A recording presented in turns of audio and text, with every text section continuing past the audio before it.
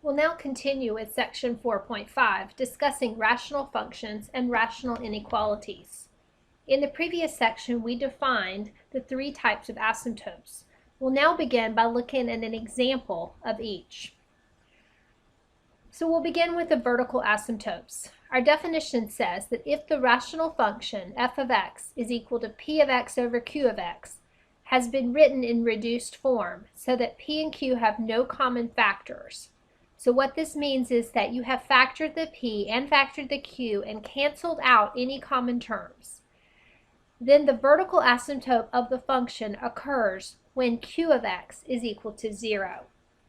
And so once you have factored and reduced your polynomial, all this is saying is that your vertical asymptotes are going to occur at places where the denominator is equal to 0. So that's what we're going to do. We're going to look and see where that denominator is equal to 0, and that will be where our vertical asymptotes lie.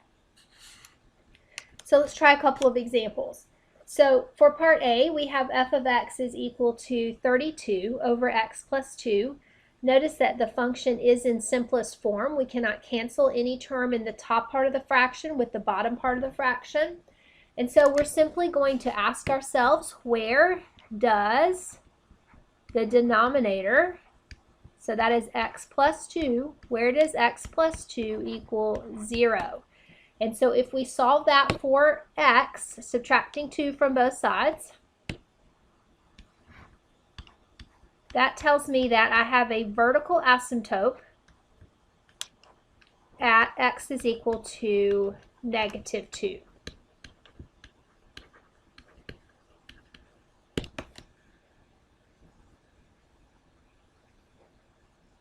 All right, it's also asking me to find the domain for the function.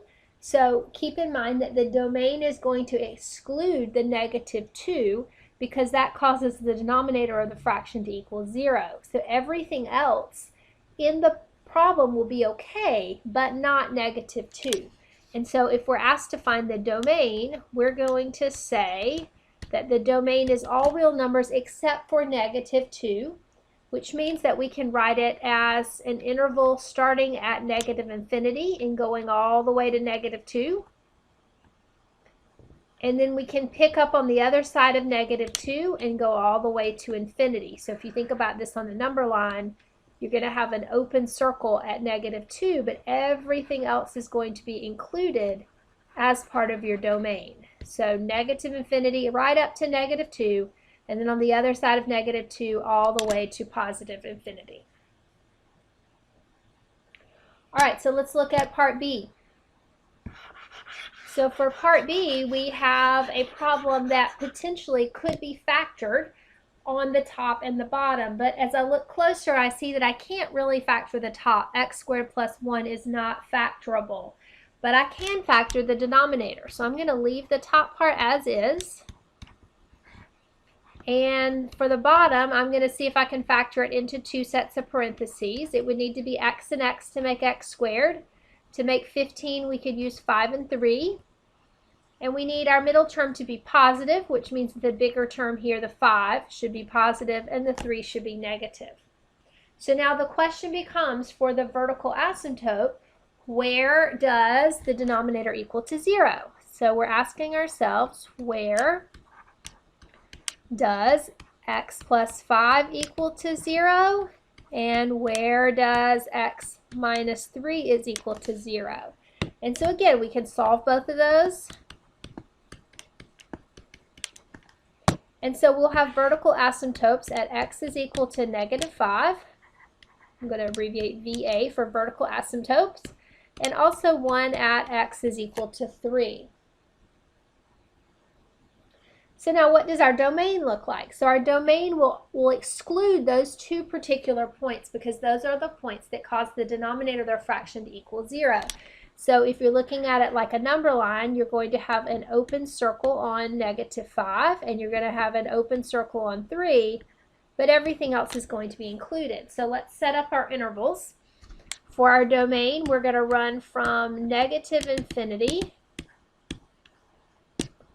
all the way to negative 5, and then we have to stop because we have that open circle. We're going to pick up on the other side of -5 and go all the way to 3, but again we have to stop because we hit that open circle. And then we're going to pick up on the other side of 3 and go to infinity. All right, and then our last example, example C.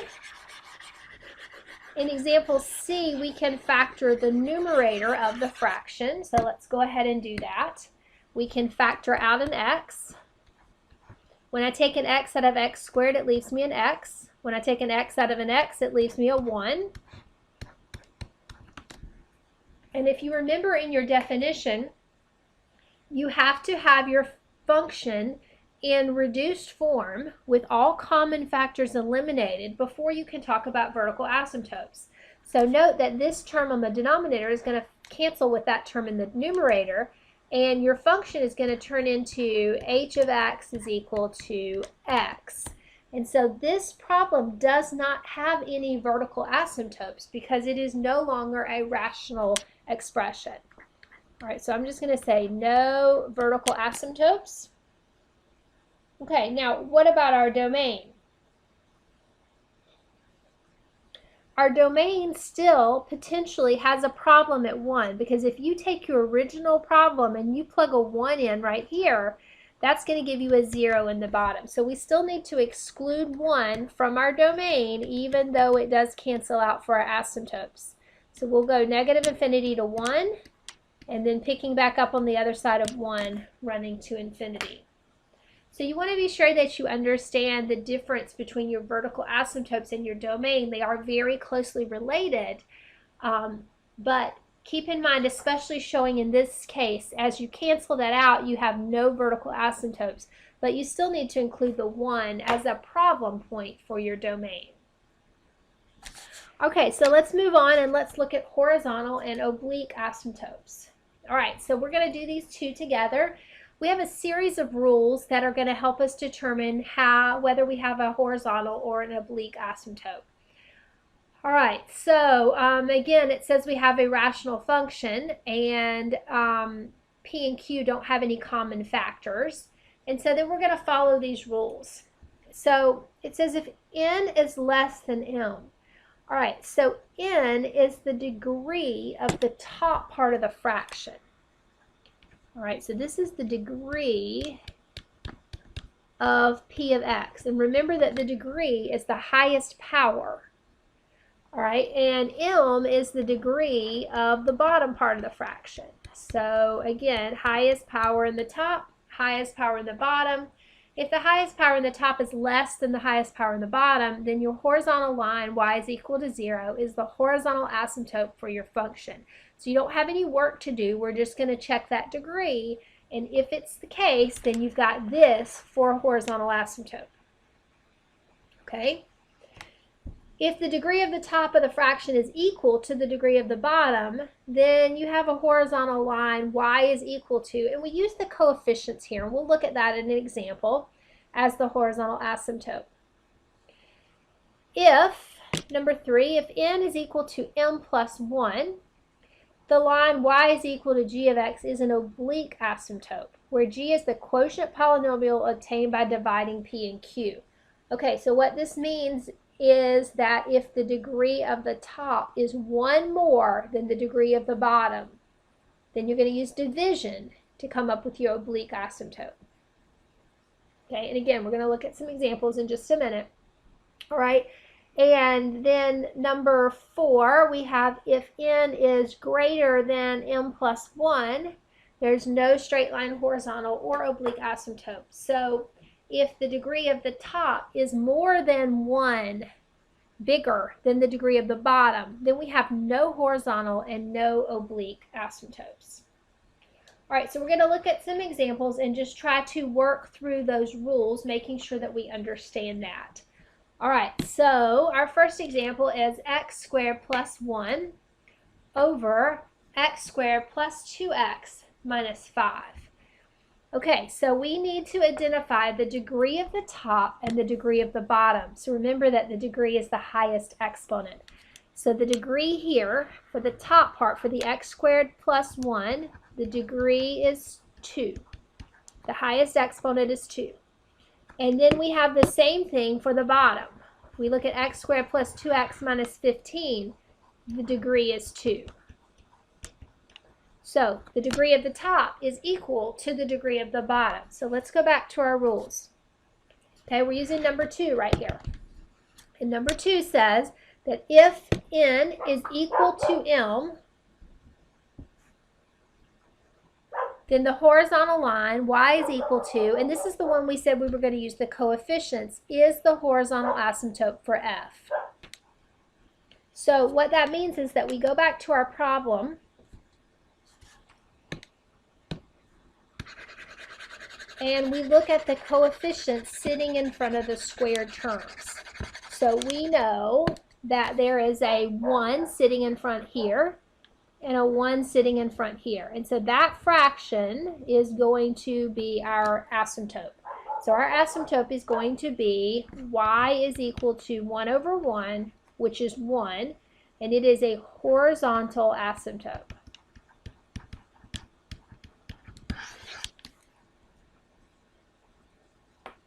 Okay? All right. So let's go ahead and look at part B. Now we're going to do the same kind of thing on part B. We need to identify the degree of both the top and the bottom. So looking at the top, the degree is 3. Your highest exponent is 3. Looking at the bottom, the degree is 2. And so we have a situation where the degree on the top is 1 more than the degree on the bottom. So let's go back to our rules. We're now going to be looking at number 3. Which says that if the top is 1 more than the degree of the bottom, we have an oblique asymptote found by division.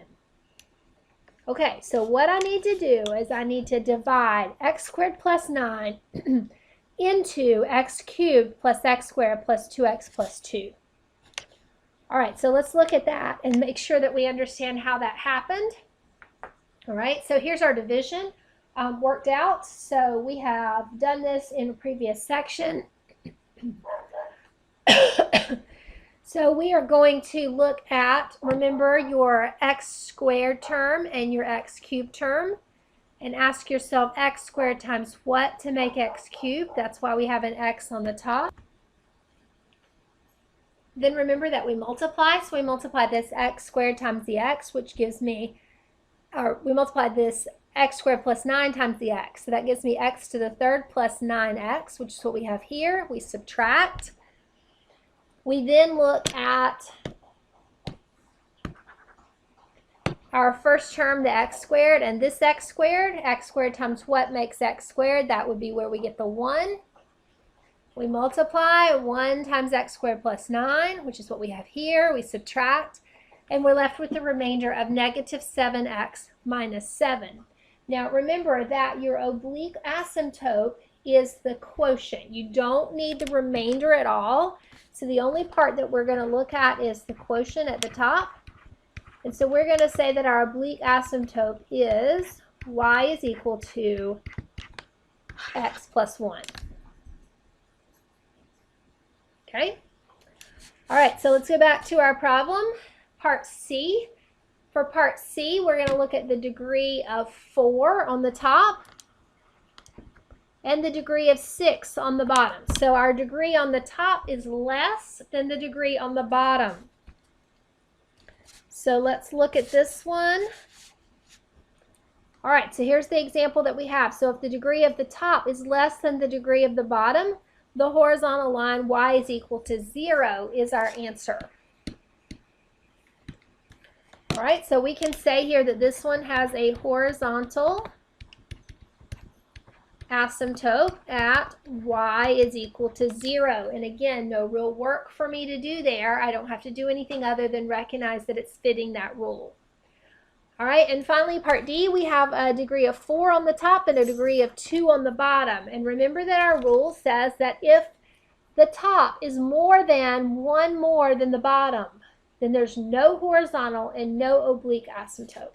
So I can simply say here that there is no horizontal asymptotes and no oblique asymptotes.